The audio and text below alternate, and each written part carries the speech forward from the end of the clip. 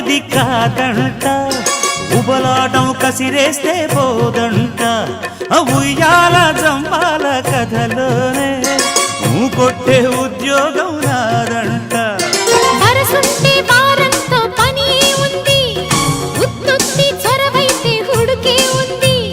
మళ్ళీ కావాలన్న మనసు ఉన్నది. వామ్మో ఏం పిల్లది ఎంత మాటన్నది.